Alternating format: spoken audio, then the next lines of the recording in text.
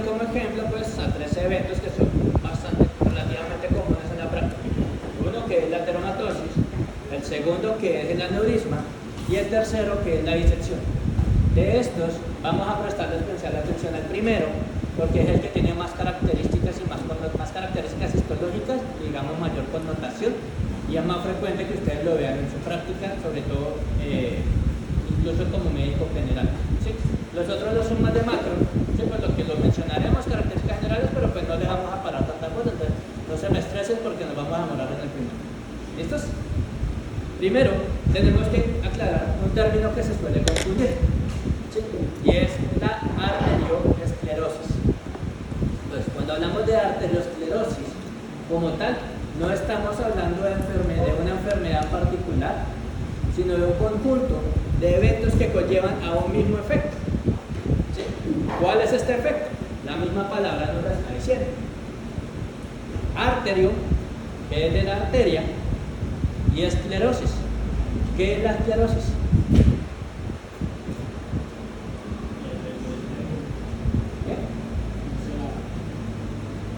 Cuando decimos que una estructura se está esclerosando, ¿a qué nos referimos? Se está endureciendo, exactamente. ¿Y ese endurecimiento qué conlleva? Pérdida de la elasticidad, exactamente. Entonces, cuando hablamos de arteriosclerosis estamos usando un término global, un término general, ¿sí? Que significa que hay un endurecimiento, ¿sí? Generalmente un engrosamiento y por tanto, lo más importante, una pérdida de la elasticidad, o sea, una pérdida en la capacidad funcional de las arterias. ¿Cuáles son las principales causas de arteriosclerosis? Las 4 que están aquí mencionadas, y aquí es donde nos vamos a confundir con el término. Entonces tenemos la aterosclerosis, ateromatosis, que es la pérdida funcional por depósitos de ateroma o por formación de placas de ateroma. La segunda es la arterioloesclerosis, que como el nombre lo indica es la esclerosis de las arteriolas, que ya son vasos de menor calibre y casi siempre se obedece a hiperplasia o a daño de la íntima o de la muscular derivado de enfermedades hipertensivas. Tenemos también la esclerosis de túnica media de Monckeberg, ¿sí? Ustedes como saben, estamos en terapia de desuso de los epónimos, están cada vez menos indicados usar en la literatura médica, entonces también la podemos llamar esclerosis de túnica media calcificada, ¿vale? ¿Y por qué? Pues porque la característica principal va a ser una calcificación de la túnica media, ¿sí? De las arterias y las arteriolas. Es lo que ustedes están viendo aquí. ¿Qué significa eso? Todavía no se está claro, no es del todo claro el mecanismo fisiopatológico de la esclerosis calcificada, pero sí se asocia a senilidad y se asocia a pacientes hipertensos. Y por último, la hiperplasia íntima fibromuscular. ¿Sí? Eso también puede ocasionar eventos de esclerosis, sobre todo en pacientes o en tejidos con cambios reparativos, tejidos post-trauma, ¿sí? O con algunas condiciones médicas especiales. Digamos, es el más raro de todo. Y pues nos vamos a centrar en la aterosclerosis. ¿Listos? Ahora, para hablar de la aterosclerosis necesitamos empezar por el principio. ¿Sí? ¿Cuál es el mecanismo fisiopatológico y cuáles son las causas y los factores de riesgo de la aterosclerosis? Es decir, de la complicación de la arteria por formación de placas aterómicas. Pues, ¿cuáles son los factores de riesgo? Obesidad, muy bien. Diabetes, excelente. ¿Cómo? Hipertensión arterial, tiene razón. ¿Cuál? Alteraciones endocrinas, generalmente también. Síndromes genéticos, muy bien. Alteraciones de colágeno, no tanto.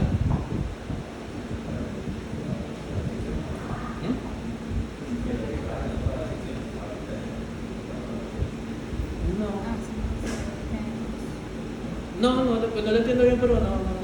Alteraciones de algo. ¿Puedes decirlo? Sí, esa es la complicación, vamos a ver más adelante, pero bueno, lipidemias también. Entonces, aquí están los factores de riesgo, factores de riesgo modificables o modificables. ¿Son los principales? No son los únicos, por supuesto. ¿Ok? Y ahora miren las características de esos factores de riesgo. Pero realmente, ¿cuál es la etiopatogenia? ¿Sí? O sea, la principal lesión que nos puede predisponer a la formación de la ateromatosis. Dime. Daño endotelial, exacto. ¿Qué tienen en común todo esto? Bilirrubina y hipertensión. Uno muy importante, consumo de tabaco, la nicotina. Y también les quiero poner de paso aquí el tip. Si ustedes están en rotación de cardiovascular o están en rotación de endocrino y les preguntan un factor de riesgo y no están perdidos porque no estudiaron el tema, digan tabaquismo. ¿Listo? El tabaquismo, el cigarrillo es lo que nos va a dar de comer a los médicos durante los últimos 50 años y los siguientes 50 años. ¿Vale? Es un factor de riesgo para la mayoría de enfermedades cardiovasculares y para la mayoría de cánceres. Entonces, factor de riesgo para la ateromatosis, tabaquismo. ¿Listo? Pero ¿cuál es el cuerpo? ¿Cuál es la lesión primordial de esto? La etiopatogenia, ¿sí? Viene siendo el daño endotelial.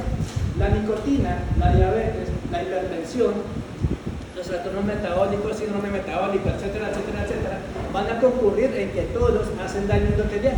Y es que por el daño endotelial es que va a comenzar la cascada de eventos. Por supuesto, como para ateromatosis necesitamos formación de placas de ateroma, que son placas ricas en colesterol, especialmente ¿en qué tipo de colesterol?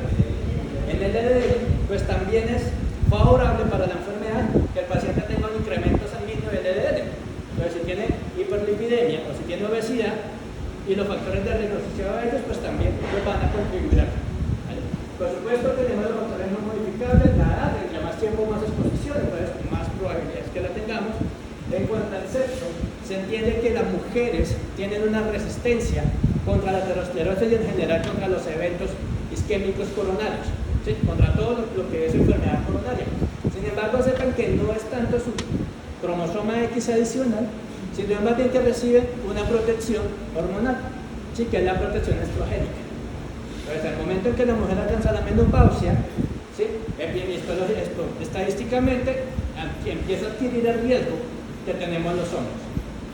Como dato curioso, esta protección solo se ha demostrado con los estrógenos naturales, por lo que las personas que están en terapias hormonales con estrógenos, ¿sí? Ya sea por cuestiones de cambio de sexo o por cuestiones oncológicas o lo que sea, sí, que reciben estrógenos sintéticos, no se han visto beneficiar de esta protección. O sea, todavía estamos en estudio de qué es lo que sucede, cuál es la diferencia entre los dos tipos de estrógenos.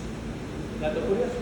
Y por supuesto, heredabilidad, no tanto por enfermedades de elasticidad o de alteración del colágeno, porque eso es para el tema que vamos a ver más adelante, sino porque hay múltiples enfermedades que cursan precisamente con lipidemia y con hipercolesterolemia, como la hipercolesterolemia familiar.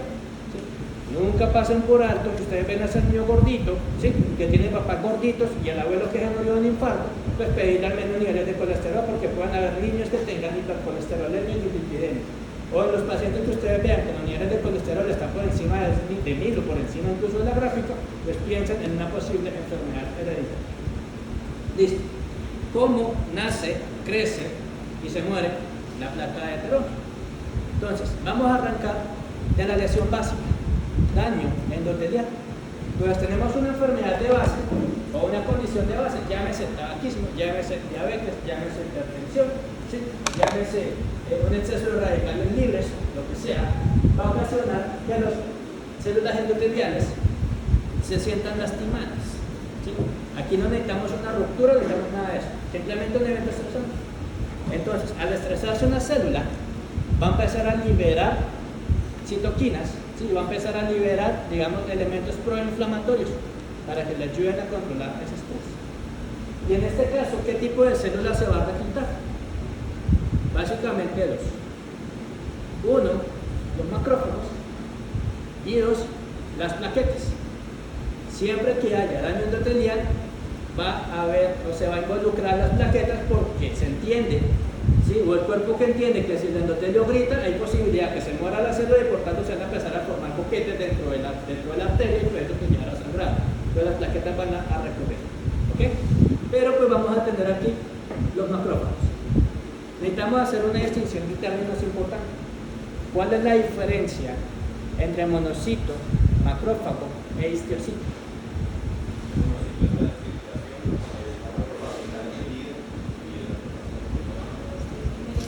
Ok.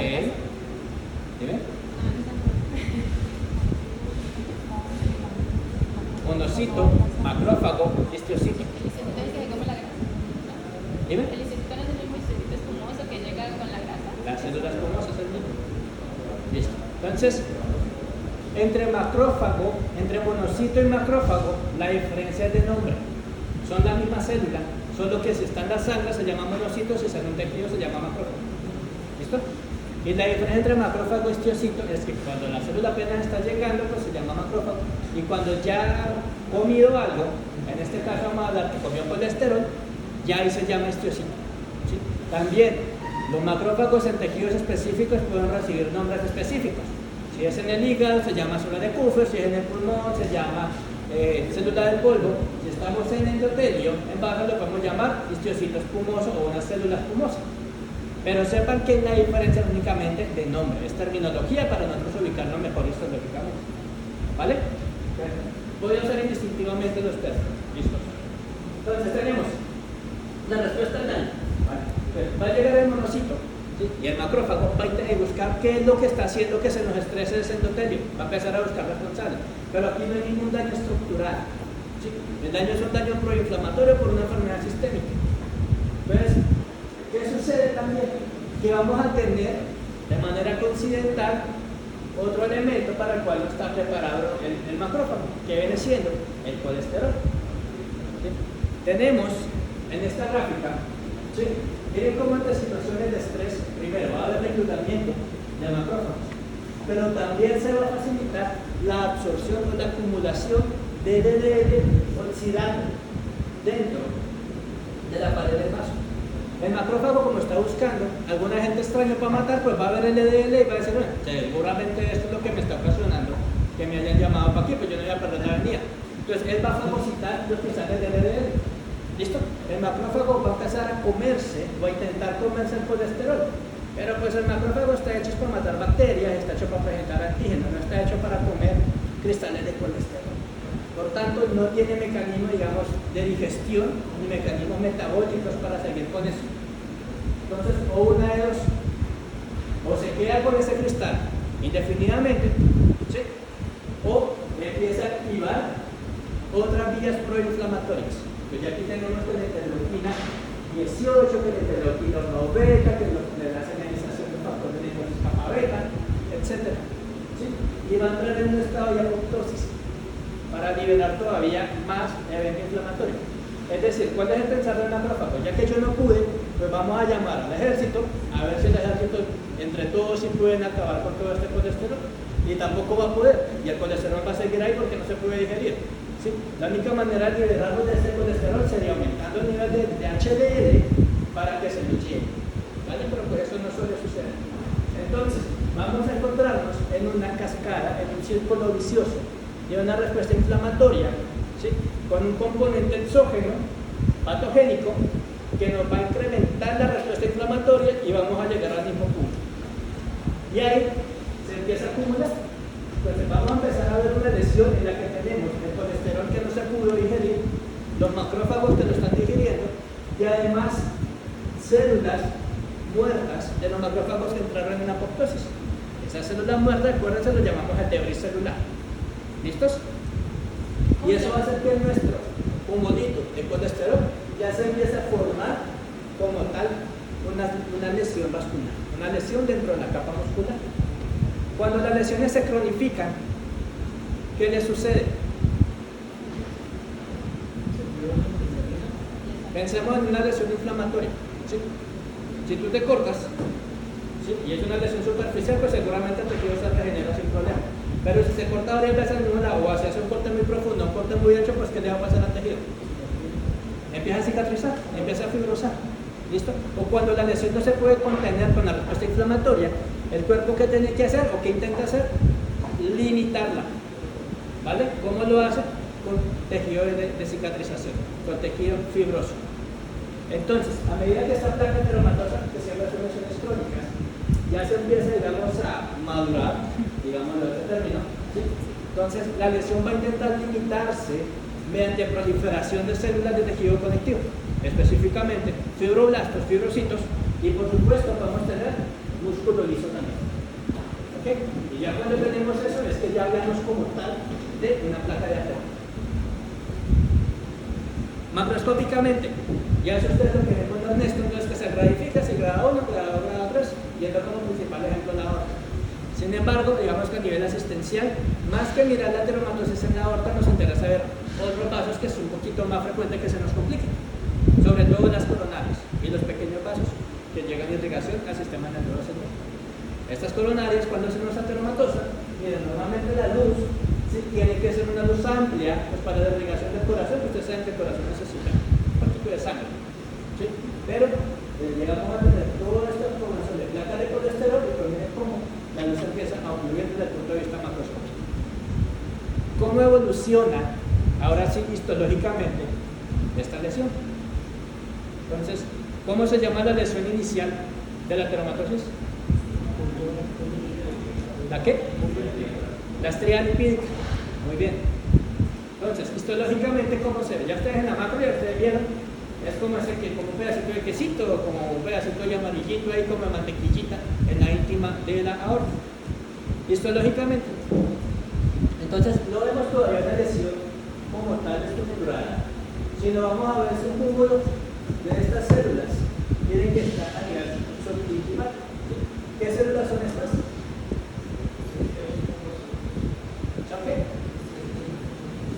¿Cómo? Histiocytos espumosos, exactamente, son macrófagos.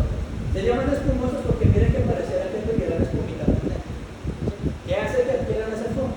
Los cristales de colesterol no capturan pigmento, entonces se van a ver blancos o se van a ver transparentes en la lámina de histología. Entonces, como el histocito está cargado con ese colesterol, pues miren que son células así, son células rechonchitas, ¿sí? Son células con núcleo redondito normal y el citoplasma va a ser más bien un citoplasma plano. Acuérdense más o menos cómo se ve también la esteatosis en el hígado, ¿sí? También es colesterol y el colesterol lo vamos a ver bastante claro. Entonces, todo eso necesito espumoso, pero pues apenas se ve como una capita y no vamos a notar como tal una formación de una lesión. Pero esto sigue evolucionando y ya vamos a ver como tal las características de la placa de ateroma. Entonces, la placa de ateroma va a estar conformada, y vemos del lumen hacia la parte externa, pues vamos a tener aquí el endotelio, ¿sí? Debajo del endotelio ya vamos a tener la primera capa, que es la capa fibrosa. ¿Listo? Es decir, es como la, entre comillas, la cápsula, ¿sí? O el capuchón, compuesto principalmente por células de tejido conectivo, fibroblastos, músculo liso. Y debajo de esa capa fibrosa vamos a tener todo este material que está compuesto por colesterol, por supuesto, por macrófagos y por debris celular o por detritos celulares, que son los macrófagos muertos. Si bien yo únicamente estoy hablando de macrófagos, pero esto es una respuesta inflamatoria crónica y compleja, por lo que también es común que veamos linfocitos, células plasmáticas y de pronto neutrófilos, pero en mucho menos cantidad. ¿Okay? Y esta parte también va a recibir un nombre, que ustedes pueden llamarlo como quieran, de que sepan que existe. Entonces se puede llamar el core, ¿sí? El core lipídico, el core o corazón lipídico, ¿listo? O centro necrótico. Y pues debajo como tal vamos a tener ya nuestra meta.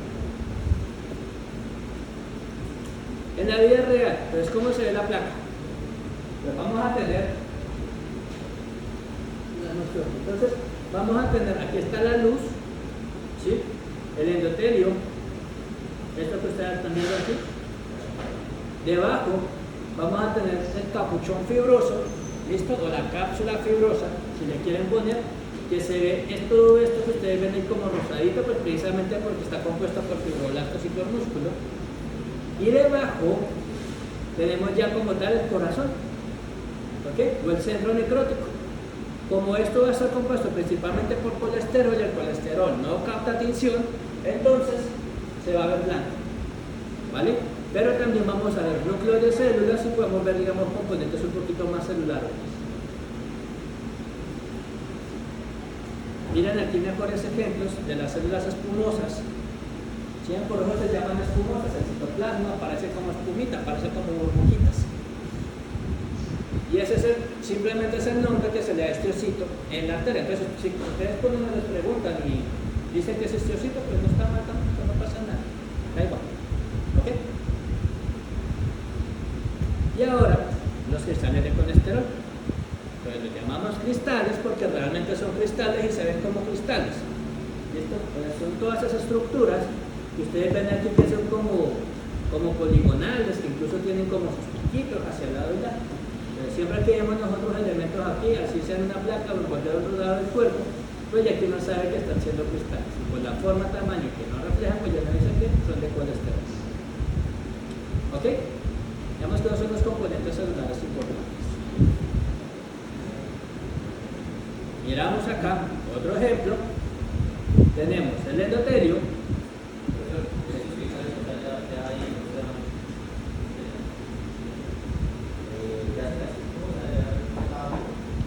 No necesariamente. Esos cristales son grasa suelta. ¿Listo? Estamos viendo aquí endotelio, la capa fibrosa, y debajo el core de ateroma o el corazón del ateroma o el centro necrótico, que está lleno principalmente por cristales y por células espumosas. ¿Listo? Miren los cristales aquí, todo eso que ustedes están viendo. Vamos a los componentes histológicos de la placa normal. ¿Ok? ¿Me están llevando la cuerda? ¿Vamos bien? ¿Alguna pregunta? Porque ahora vamos a ver entonces cómo evoluciona la placa. Primero, debemos tener en cuenta que la placa de ateroma es una enfermedad normal y va a evolucionar, tiene una historia natural, que si no se cuida, si no se revierte, pues generalmente ocasiona la muerte. Pero puede seguir varios caminos. Camino del ateroma. Uno de ellos tiene que ver con la oclusión. ¿Sí? Miren en ese otro ejemplo, esta es una coronaria. La muscular de la coronaria es esta, hasta acá. O sea, para que se hagan una idea de las dimensiones de daño que puede ocasionar el ateroma. La íntima, ¿sí?, que ustedes la están viendo aquí, debería estar acá. Todo el espacio entre esto y esto es lesión. ¿Listo? Todo eso está lleno de cristales de colesterol, de tejido fibroso y de histocitos. Y esta disminución de animal, aquí estamos viendo el núcleo, un nucleotídico. ¿Y eso qué va a ocasionar desde el punto de vista hemodinámico? Una disminución en la resistencia del vaso, perfecto, sí, pero más que pensar únicamente en el vaso, ¿eso qué ocasiona? Turbulencia no necesariamente. ¿Sí? Trombos, sí, eso sí, ahorita lo vemos mejor. Pero más que todo, estamos viendo que la placa ya está ahí, aquí le está tapando hasta acá. Estenosis. Aquí no es la manifestación clínica. Pero entonces, desde el punto de vista histopatológico, que vamos a ver principalmente estenosis. El lumen, ¿sí?, va a hacerse cada vez más pequeño. Porque recuerden que esta es una lesión inflamatoria, ¿sí?, que se sigue inflamando a medida que pasa el tiempo. Porque su propia existencia va a hacer que se liberen más proteínas, digamos, más elementos proinflamatorios.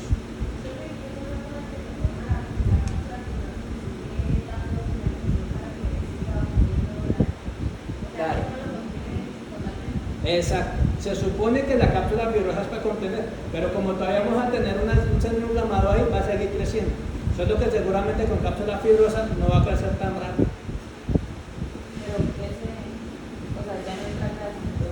No, sí sigue entrando grasa. La grasa atraviesa la cápsula fibrosa. Sigue entrando, sigue entrando. ¿Listo? Y la otra, aquí sí, lo que decía el compañero, que vamos a tener una placa ateromatosa que va creciendo y en algún punto ¿sí? Ella no crece regularmente como una fotico, ella crece de manera totalmente indiscriminada, ¿sí? Y ahí pueden haber zonas mucho más susceptibles que se empiecen a romper. Entonces, esas rupturas pueden ocasionar hemorragias, ¿sí? Intravasculares, pueden ocasionar trombos y pueden ocasionar émbolos. ¿Cuál es la diferencia entre un trombo y un émbolo? ¿Ah? Sí, el trombo es la formación de la lesión y el émbolo es cuando el trombo viaja. ¿Okay? Cuando viaja. Listo. Entonces, así podemos tener dos historias naturales.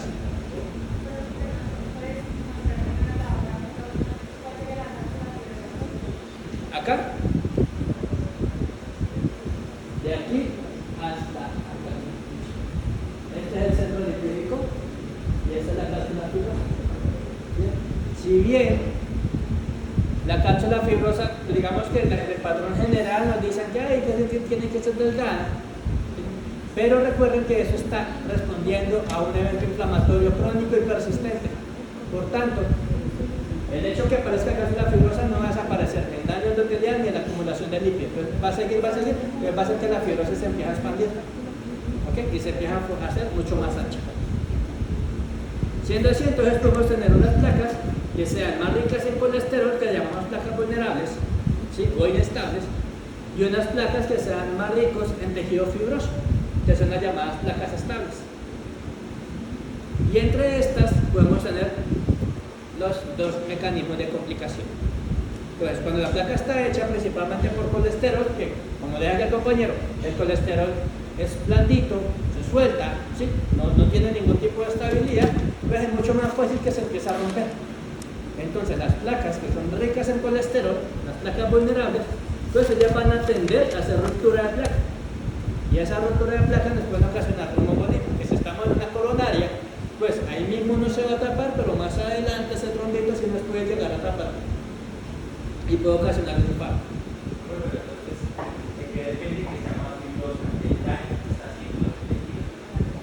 Y también del mecanismo, ahí es un poquito más genético, ¿sí? Depende del mecanismo de respuesta inflamatoria de cada quien. Entonces, por eso están los dos caminos, pero no hay, digamos, no hay predictores que nos digan qué camino va a seguir cada paciente. Por eso es necesario identificarlos. ¿Listos?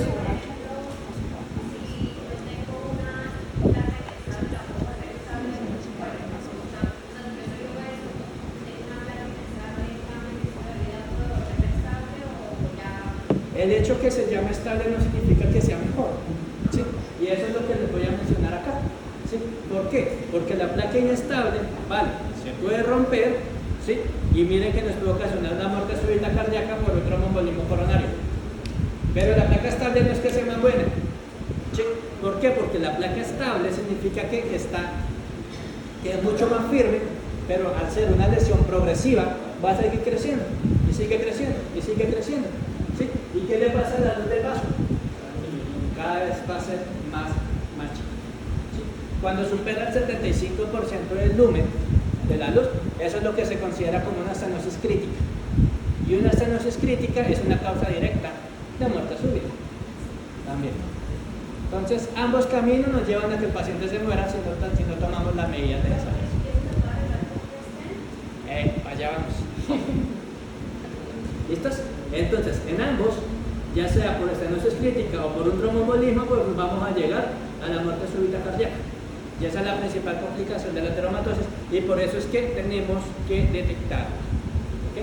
Adicionalmente, esta placa no le basta solo con crecer y tapar, sino que pueden tener algunas complicaciones, que eso es lo que tiene que ver con la clasificación. Entonces, la primera, que la placa se fibrosa, ¿sí? Entonces, que ya la placa de tanto estarse rompiendo, ¿sí? Entonces ya un momento en que yo pero realmente aquí necesito es ponerle cemento a esta cosa y ya empieza el tejido a reemplazarse por fibrosis. Pues es donde se hace una estenosis. La otra, que se calcifique, ¿sí?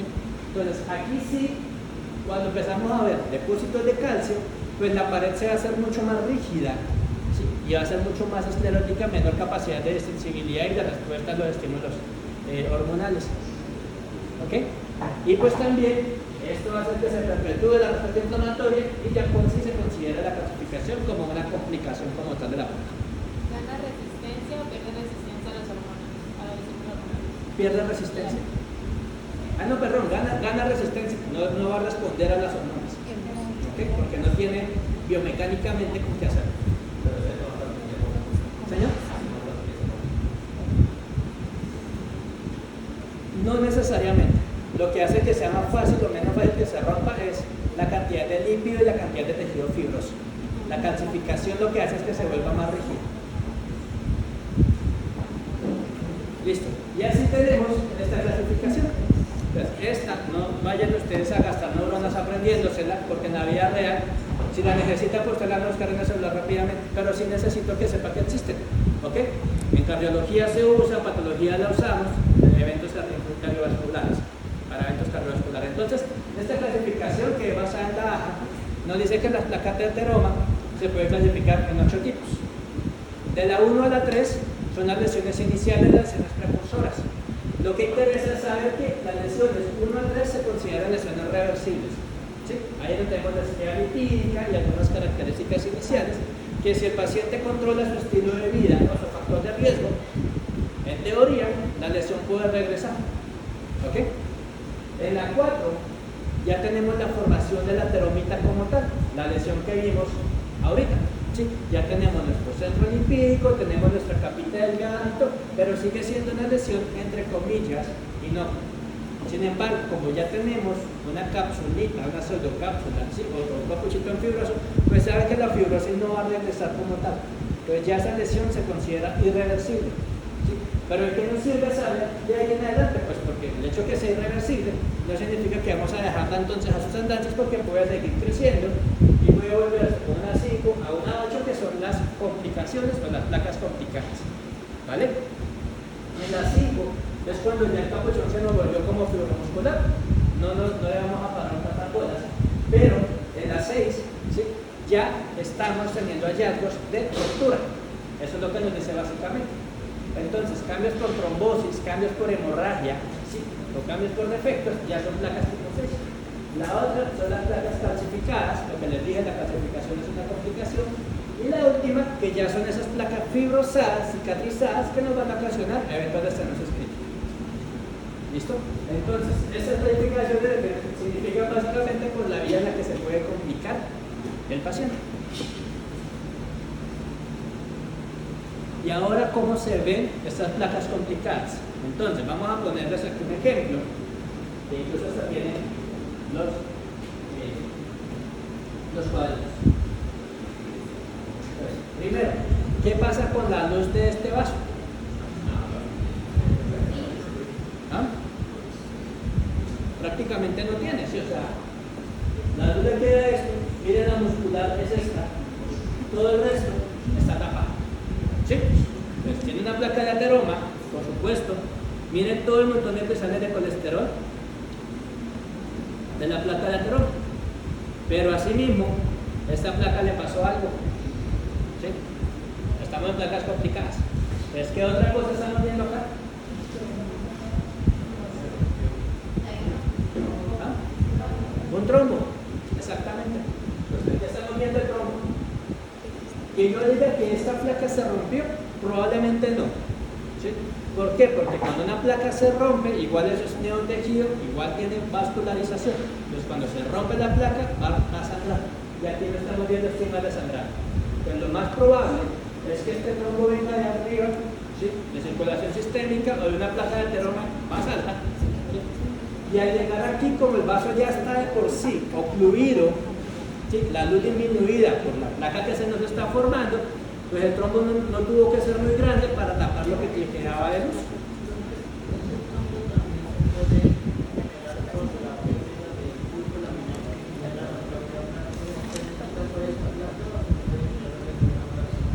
Exactamente, el trombo es ambas cosas. Se puede ocasionar el trombo directamente de acá, ¿sí? Que se rompa y que quede ahí el trombo sujeto.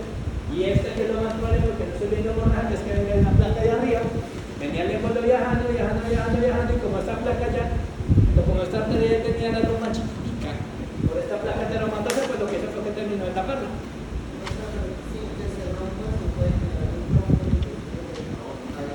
Sí. Sí. Pero, o sea, no puede haber, no puede salir como de ahí. O sea, De aquí, o sea, nosotros podemos ver un trombo acá, ¿vale? Sin signos de ruptura, se puede ver, pero necesito otras características. Allá vamos. Entonces, tenemos, miren todo este trombo. ¿Listo? Pues ya que uno dice, este paciente seguramente ocluyó más del 75% de la luz de una coronaria. Eso es una muerte súbita. ¿Listo? A menos que esté tan de buenas que tenga una variante anatómica que le haga reperfusión, o a menos que sea tan de buenas que lo que sea, pero normalmente eso es para que el paciente ya cuelgue el guayo. Sin embargo, este paciente no se murió. ¿Sí? ¿Y por qué no se murió? La observación del compañero. Si ustedes notan, este trombo tiene huequitos. ¿Sí? Esos no son huequitos convencionales. Esos huequitos obedecen a un mecanismo compensatorio. Entonces, cuando tenemos en la sangre un tejido que ocasiona una disrupción en el flujo, ¿sí? Las plaquetas y los hematíes empiezan a liberar algunos elementos que son proangiogénicos. ¿Ok? Pues la idea de ellos es que, como ya esto se tapó, van a liberar para reclutar células endoteliales, ¿sí? Y que me empiecen a hacer canales, que son estos huecos. Estos se llaman canales vasculares y obedecen a un evento de neovascularización. ¿Cuál es la finalidad de ellos? Pues hacer espacio y al menos poner huequitos por donde pueda seguir circulando la sangre para evitar la isquemia del tejido.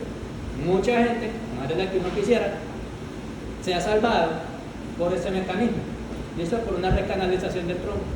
Sin embargo, eso es un mecanismo, digamos, de emergencia, y no por eso es un mecanismo totalmente efectivo.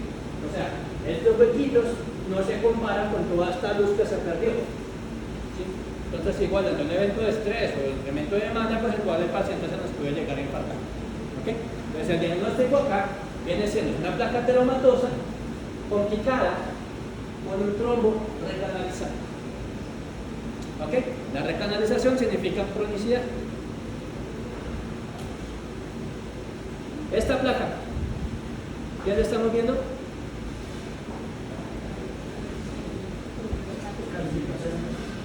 Calcificada. Exactamente. Tenemos la placa de ateroma y tenemos todo esto lleno de calcificaciones. ¿Vale? Y en esta placa, ¿qué estamos viendo? La imagen está como clarita, la luz viene aquí es el endotelio, ¿listo? Y el torno empírico viene hasta acá. Tiene un poquito de calcificación, sí, pero pues no está tan significativo. Sí, como para decir que ya me engrosó la luz. ¿Señor? Esto de afuera, linfocitos. Lo que es que la respuesta inflamatoria no solo se va a limitar a macrófagos, ¿vale? Pero en este caso no son un criterio. Entonces, si tenemos todo esto de fibrosis, pues ¿cómo vamos a llamar esta placa? Estenosada, estable se puede llamar, o una placa complicada con fibrosis. Esta de acá, ¿qué es?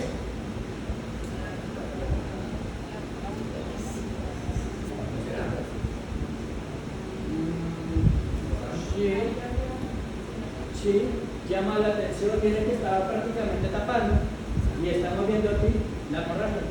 Entonces, ¿esa hemorragia qué significa? Que se rompió, una ruptura de placa. Pero esto es una placa complicada con ruptura. Porque aquí está viendo una sangre, está viendo menos manquilla. El trombo, mira cómo se ve, es fibrina. ¿Sí? Dime. Pues es que uno no usa realmente el término en una placa que se esté ulcerando, ¿sí? Porque ulcerización, la ulceración, de hecho, es más como pérdida de la continuidad del epitelio. ¿Sí? Y aquí no es que el epitelio se esté perdiendo continuidad, sino que el epitelio se está rompiendo. ¿Sí? Y pues la hemorragia es lo que nos está ocupando el resto de la luz. ¿Vale? Aquí no se va bien, una placa roja. Y acá, pues ya lo dije, miren cómo está este trombo ocluyendo completamente la luz. Esto es una placa complicada con trombosis. Esta de acá,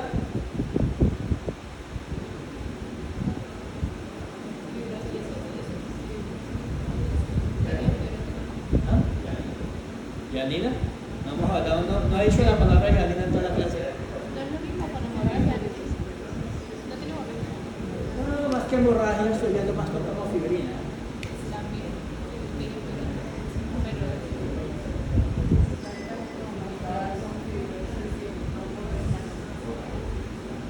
Una placa complicada con fibrosis, ¿vale? ¿Y un qué? Y un trombo. ¿Listo? Eso se no deben igual a las anteriores porque esta tiene una coloración adicional, que es una coloración de tricrómico, que nos va a resaltar las fibras de colágeno y los depósitos reticulares. Pero la sangre no la colorea. Y miren que esto es de sangre roja, no son de matillas sueltos como la hemorragia, sino estamos viendo sangre con fibrina.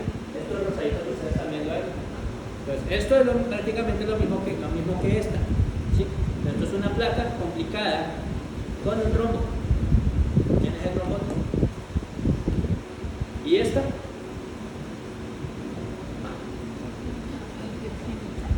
¿Cómo la llamaría?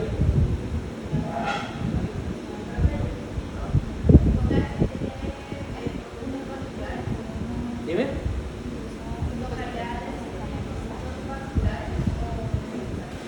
Pues si les pregunto qué tienen, o escriben, pero en términos generales, entonces eso es una placa ateroma complicada con un trombo recanalizado. ¿Sí? El trombo viene de aquí hasta acá, ¿sí? Y ustedes no lo están viendo pues de todo tapado como este, porque tiene los huequitos. ¿Listo? Y esos huequitos son conductos vasculares. ¿Sí? Ay, pero yo estoy viendo aquí hemorragia. Pues, sí, porque como esos huequitos están, pues por ahí es donde es el neoflujo laminar, pues por ahí vamos a ver también la matilla si queda atrapados. ¿Vale? Pero pues le falta bastante cantidad para decir que están hemorrágicos. ¿Alguna pregunta? ¿No? Bien. ¿De qué importa a nosotros saber esto?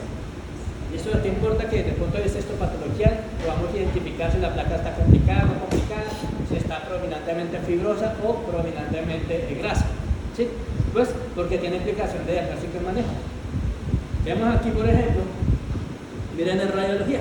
Entonces, según el gradiente de intensidad de las imágenes, el radiólogo o el cardiólogo puede establecer si la placa tiene más colesterol o más fibrosis. ¿Ok?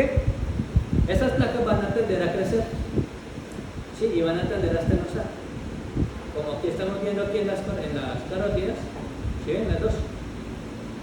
Y si se establece que tiene más colesterol, ¿cuál creen que puede ser el manejo?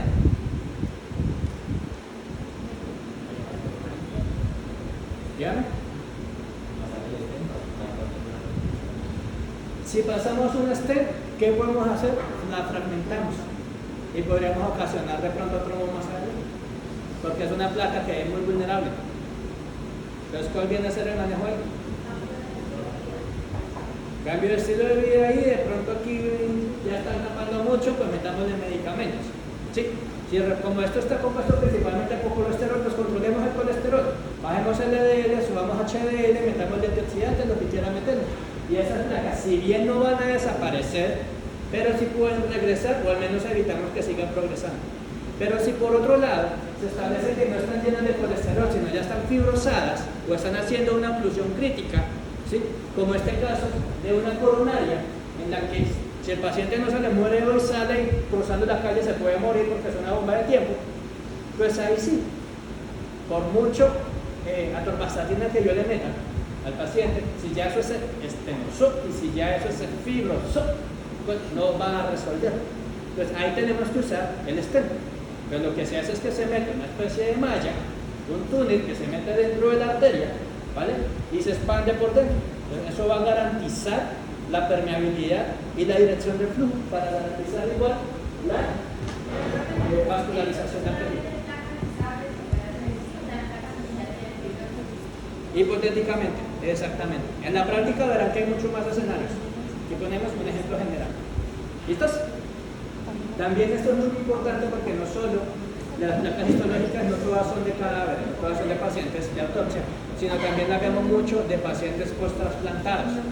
Establecer el tipo de lesión o el tipo de inflamación que hace el paciente puede ayudar a que se prevenga que el nuevo corazón que está recibiendo pues no se nos vaya también a dañar por la misma enfermedad.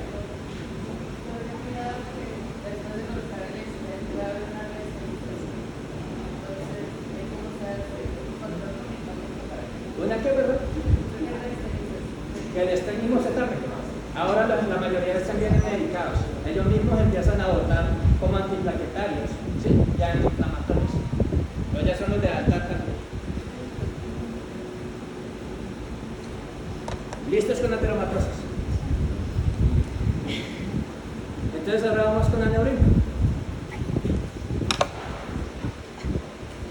¿Qué es un aneurisma? Dilatación anormal de la pared de un vaso. ¿De qué tipo de vaso? Una arteria. Principalmente no, es una arteria. ¿Sí? ¿Por qué? Porque actualmente las arteriolas, los capilares no forman aneurismas. ¿Sí? ¿Y cómo se llama la dilatación de las venas? Varices. Entonces tampoco vamos a tratar el término de aneurisma. ¿Ok? Entonces cuando nos referimos a aneurisma estamos hablando de la lesión arterial. ¿Listo? Entonces, como esto es una dilatación, no estamos hablando de alteración estructural, al menos no por ahora, ¿vale? Miren, dependiendo de la forma, puede ser circular o puede ser fusiforme, pero según el esquema, miren que las capas se mantienen. Aquí no estamos hablando de ninguna ruptura. ¿Sí?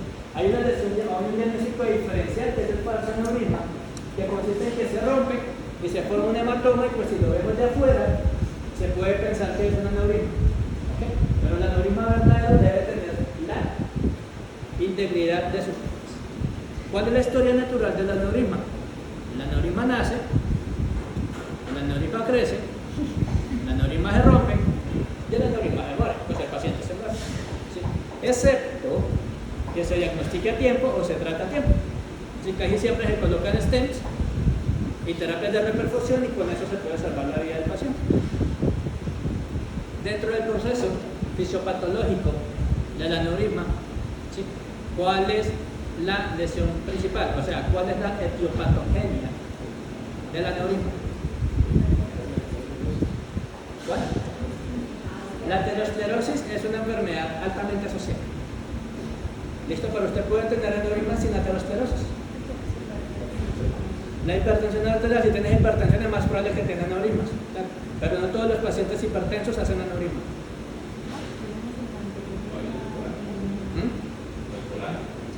Enfermedad de colágeno es un factor de riesgo, pero no es la etiopatología. La mayoría de aneurismas no tienen enfermedad de colágeno. Dígame. Similar a lo del colágeno.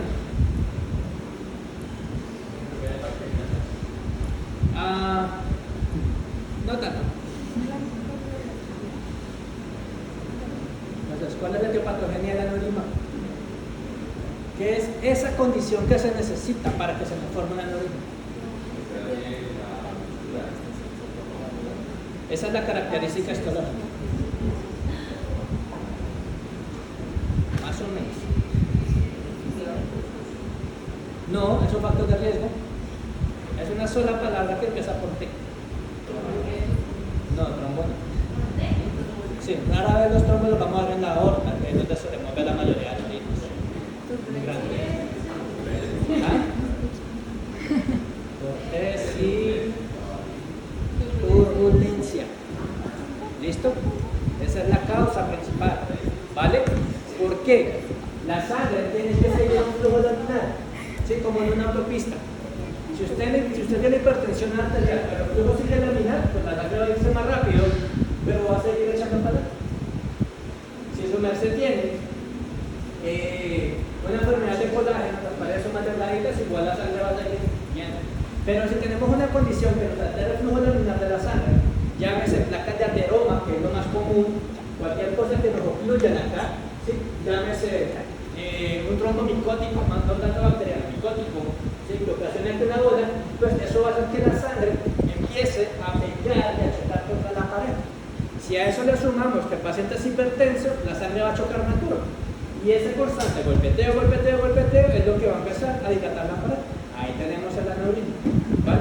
Necesitamos que haya un evento de turbulencia. Van a haber ejemplos y van a haber otras condiciones, pero digamos que eso es lo principal. ¿Ok? Dentro de los factores de riesgo, pues obviamente la edad avanzada, ¿listo? Los factores similares a los que vimos para la aterosclerosis, el tabaquismo, lo incluimos de manera especial, y la hipertensión arterial. La mayoría de aneurismas pues van a ser abdominales, ¿sí? o aortoabdominales, pero pues también tenemos los aneurismas torácicos y aneurismas cerebrales, consideraciones especiales. El aneurisma torácico tiene una correlación anatómica, ¿sí? Y es que así no tengamos una lesión turbulenta, grande, ¿sí? Pero pues normalmente la sangre igual va a chocar contra la pared y para echar para abajo, ¿vale? Y aquí choca alto porque acaba de salir del corazón.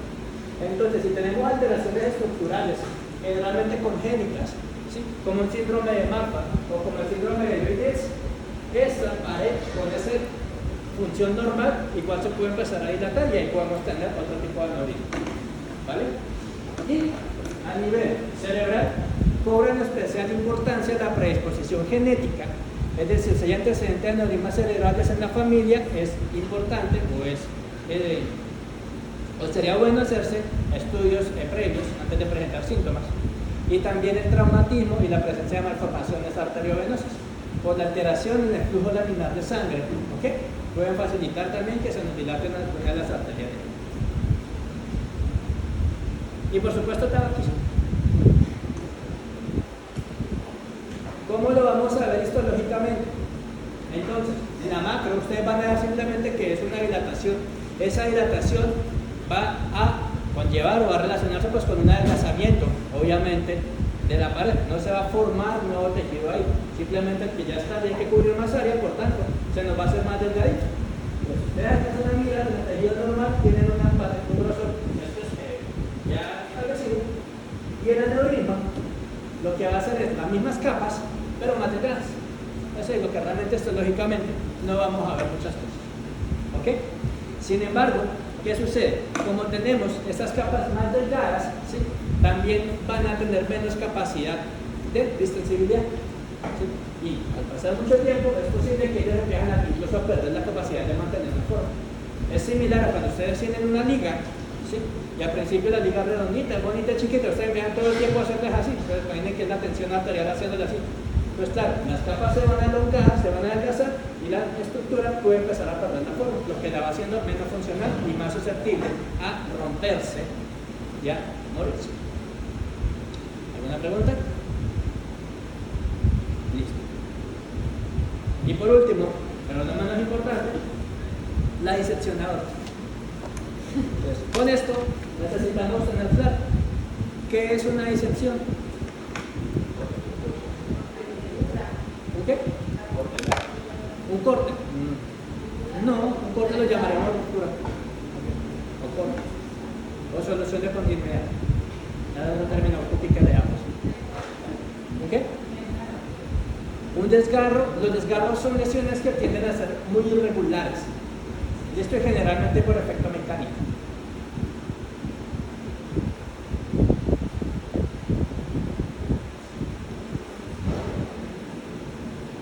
Entonces, cuando ustedes escuchan la palabra disección, ¿sí? Nos estamos refiriendo a que hay una ruptura de una capa, ¿sí? Generalmente por un gradiente de presión, y ese además está metiendo, ¿sí? O está formando un nuevo espacio dentro de esa capa. ¿Listo? Podemos tener muchas lesiones, tumores disecantes, lesiones disecantes. Si les estamos diciendo que algo es disecante, estamos refiriendo que está rompiendo, se está metiendo dentro del tejido la nueva estructura. ¿Ok? En este caso, sangre. ¿Ok? Siendo así, vamos a ver las características de la disección. Entonces, a diferencia del aneurisma, en el que tenemos las capas íntegras solo que dilatadas, en la disección necesitamos que haya ruptura de la íntima. ¿Vale? Con que se rompa esa sola capita de la aorta, ya la sangre por gradiente de presión va a empezar a perder su flujo laminar y va a empezar a querer meterse en ese espacio. Al empezar a meterse en ese espacio se va haciendo un hueco. ¿sí? Básicamente, y ese hueco es lo que empezamos a llamar disección. ¿Ok? Es un nuevo lumen, es un nuevo espacio. ¿Dónde va a ser el espacio? Pues, ¿cuál es la capa que está debajo de la íntima en la arteria?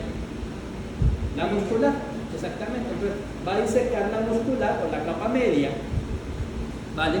Para formar como tal la lesión. ¿Ok? Ojo, que el aneurisma solo requiere la ruptura de la íntima. Y como se mete dentro de la muscular, significa que por encima igual va a tener tejido. ¿Sí?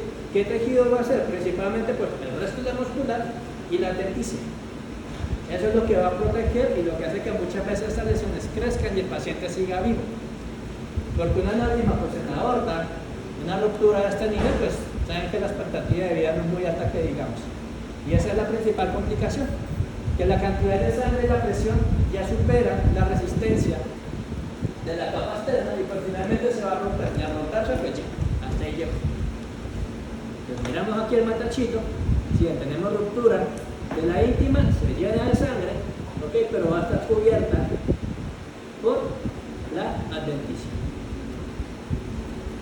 Esta es una foto real de una torcha de acá, pues están viendo ustedes aquí la íntima y parte de la muscular y miren cómo se forma un segundo lumen lleno de sangre y pues va a estar tapizado por su adventicia. Listo, lógicamente lo mismo. Entonces tenemos aquí la luz, aquí está el endotelio, debajo del endotelio tenemos parte de la muscular y miren cómo la sangre la está rompiendo. Incluso aquí este es el borde del aneurisma, la capita del aneurisma. Ella se está metiendo así y está separando las fibras. Esto es pura sangre. ¿Listo? Y afuera vamos a tener pues otro pedacito de muscular y la adventicia. De nuevo, el lumen muscular, falso lumen, resto muscular y adventicia. Factores de riesgo no los mencionamos, pero son los mismos del aneurisma. ¿Vale? Pues hablar de disecciones es en cuanto a factores de riesgo, predisposición, pronóstico, todo eso es similar con el aneurisma. ¿Alguna pregunta? Listo. Y esto es para que lo sepan de cultura general. Entonces, tanto las disecciones como los aneurismas se van a clasificar. Las clasificaciones se llaman Stanford, de Baquet y de Crawford. Entonces, si ustedes le preguntan, lo pueden mirar rápido en un celular. Pero sepan que existe. Y el criterio de clasificación es la localización anatómica. Si ocupa aorta torácica, aorta abdominal o ambas, básicamente. ¿Ok? Por supuesto, si existe esa clasificación es porque eso tiene connotación clínica o para tratamiento. Entonces, ustedes no sé qué, pero llega un paciente con que le digan tengo un aneurisma, ay sí, qué bien. Sino, ¿en dónde está el aneurisma? ¿Vale? ¿Cuál es la localización del aneurisma? Porque con eso es que se puede establecer en pauta de manejo. ¿Listos? ¿Alguna pregunta? ¿No? ¿Vale?